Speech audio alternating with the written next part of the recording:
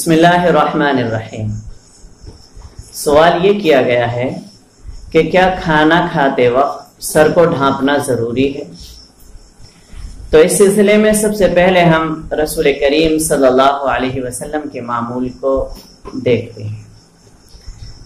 جب ہم رسول کریم صلی اللہ علیہ وسلم کی حیات طیبہ میں غور کرتے ہیں تو ہمیں یہ پتہ چلتا ہے کہ رسول کریم صلی اللہ علیہ وسلم کی عام عادت اور آپ کا عام معمول یہ تھا کہ آپ علیہ الصلاۃ والسلام سر کو ڈھانکا کرتے۔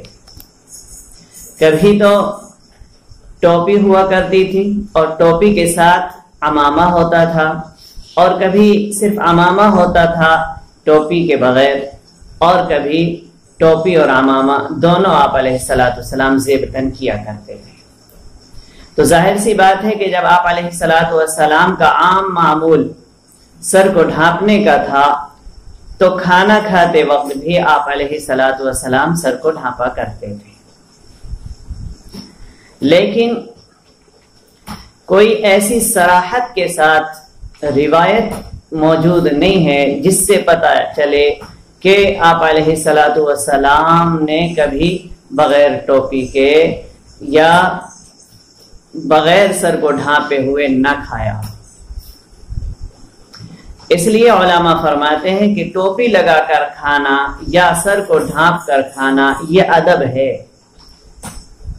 لیکن چونکہ رسول کریم صلی اللہ علیہ وسلم سے صراحت کے ساتھ ٹوپی کے ساتھ کھانا کھانے کی روایت موجود نہیں ہے، اس لیے اگر بغیر سر کو ڈھانپے ہوئے کھانا کھاتا ہے تو یہ جائز ہے۔